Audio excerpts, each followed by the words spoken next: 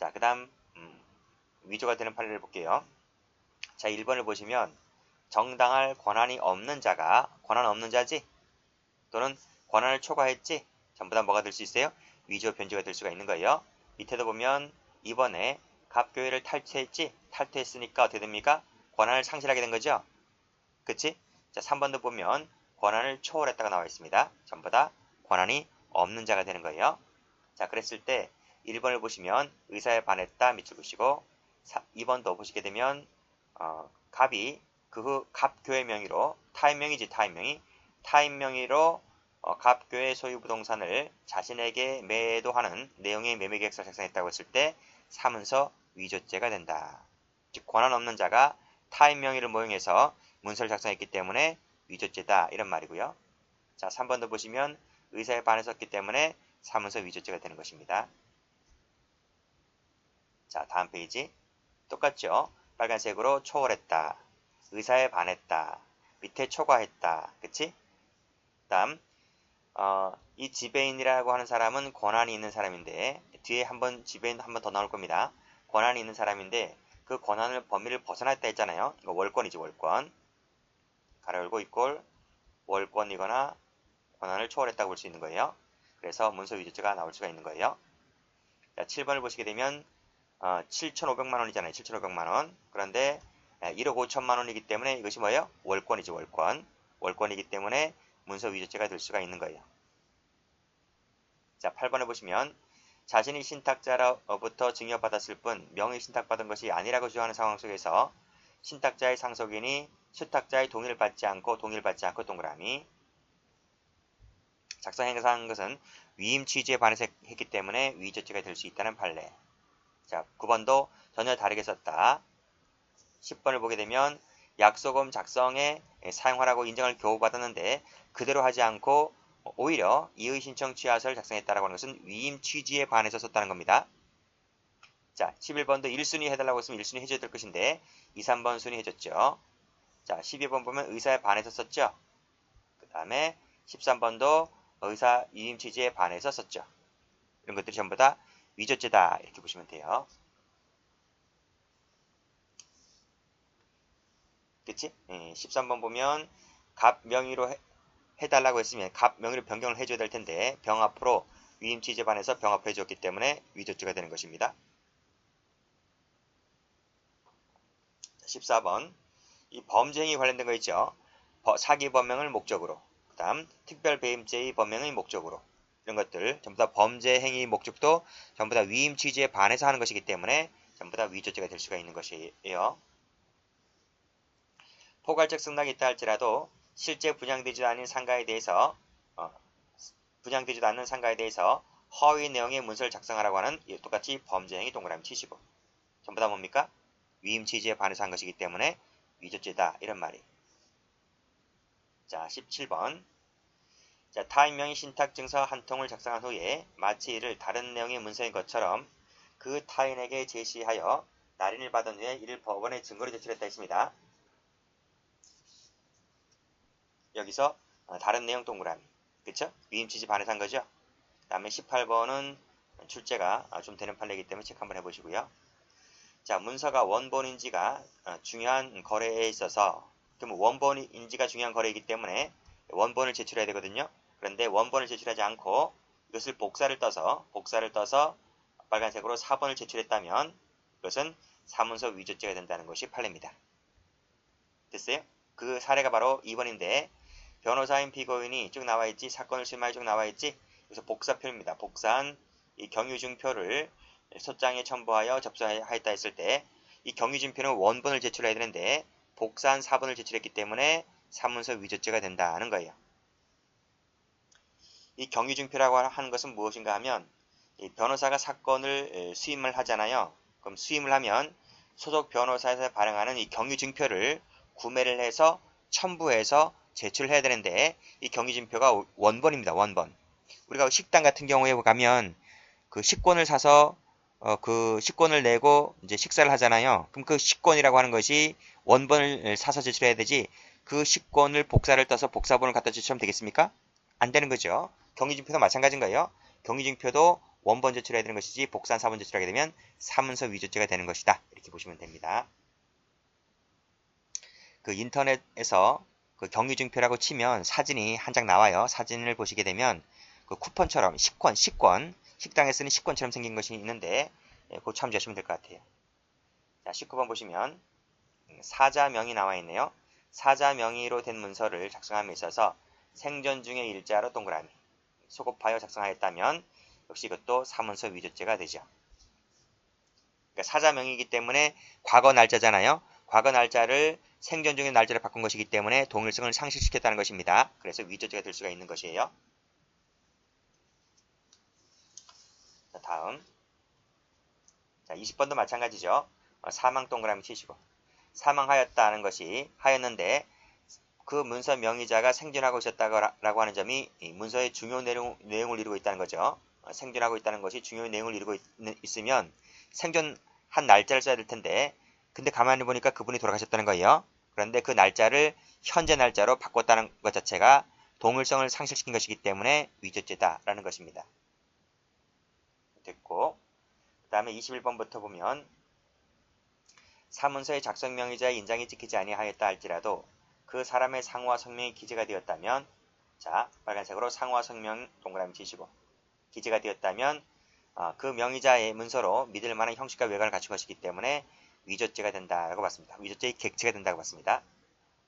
자 22번 자 이름하고 이름과 주민등록번호 주소가 적혀져 있었다. 그 다음에 23번 믿기에 충분할 정도의 외관을 갖추고 있다는 거죠. 21번 다시 한번 보세요. 21번에는 뭐가 없나요? 명의자 인장이 찍혀져 있지 않았다. 22번 보시게 되면 날인이 없다. 23번 보시게 되면 인장이 찍혀져 있지 않았고 주민등록번호가 기재가 되어 있지 않았다 할지라도 밑에 진정한 사문서라고 믿기에 충분할 정도의 외관을 갖추고 있다면 이때는 객체가 된다는 판례. 24번 볼게요. 자, 다른 서류에 찍혀있던 갑의 직인을 칼로 오려내었다. 칼 동그라미 치시고 풀 동그라미 치시고 그치? 그런데도 불구하고 얼마나 정교하게 했는지 마지막 줄 보시면 주의 깊게 관찰하지 아니하면 비정상적인 부분을 알아차기가 어려울 정도였다 했으니까 오신케 충분하죠? 그쵸? 이랬을 때는 객체가 될 수 있다는 판례가 되고요.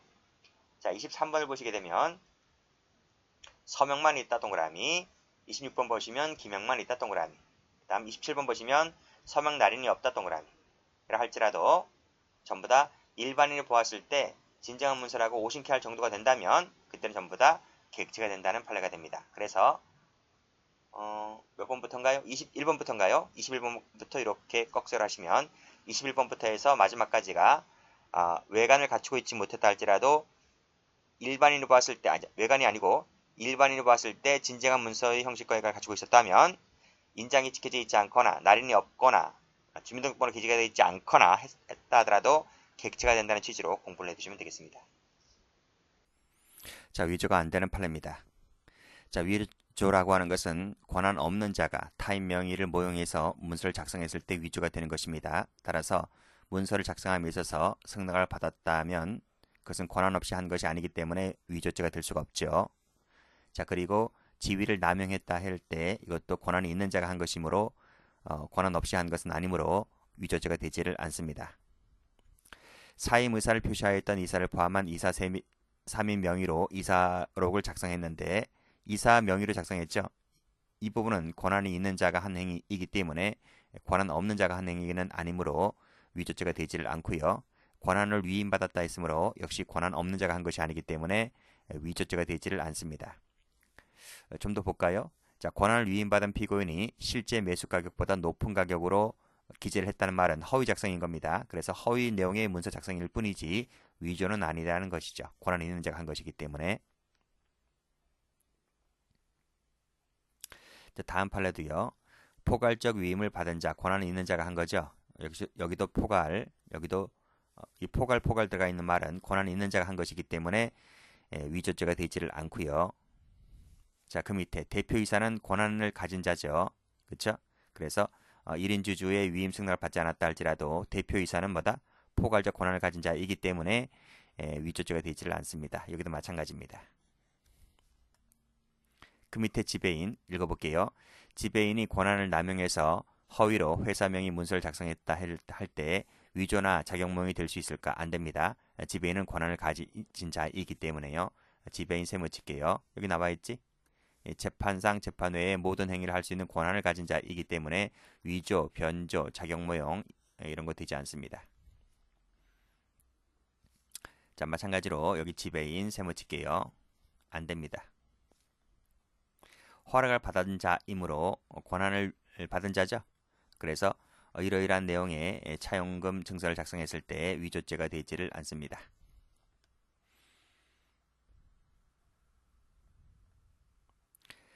자, 다음 판례. 세금 계산서상의 공급자인 갑은 계산서에 공급받는 자란에 임의로 이 다른 얘기를 썼습니다. 이것이 사문서 위조죄가 될 수 있을까의 문제인데 이 세금 계산서 누가 발급합니까?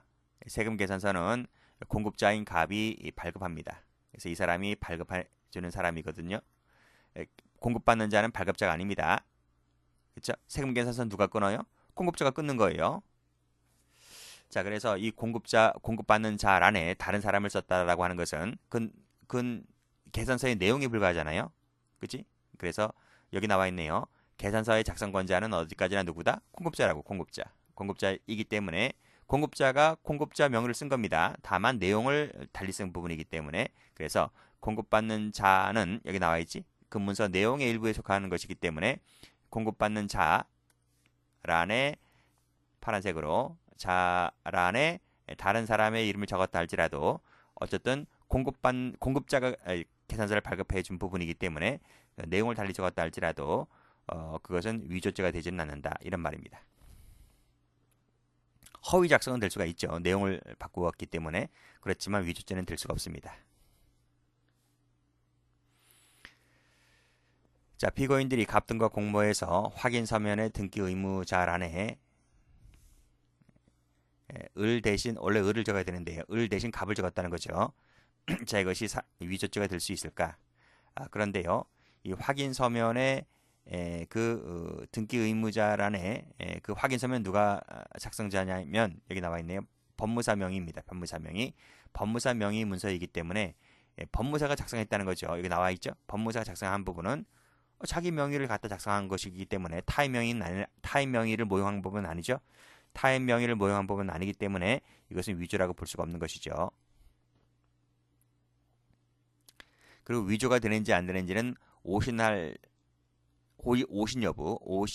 것인지 여부를 갖고 따져야 된다는 얘기인데 꺽쇠 2번을 가보면 명의자의 승낙이나 위임 없이 명의를 모용했다 손치더라도 일반인이 보았을 때 오신할 정도가 되어야 되거든요. 그런데 명의자의 서명이나 날인은 하지 않았다는 부분입니다.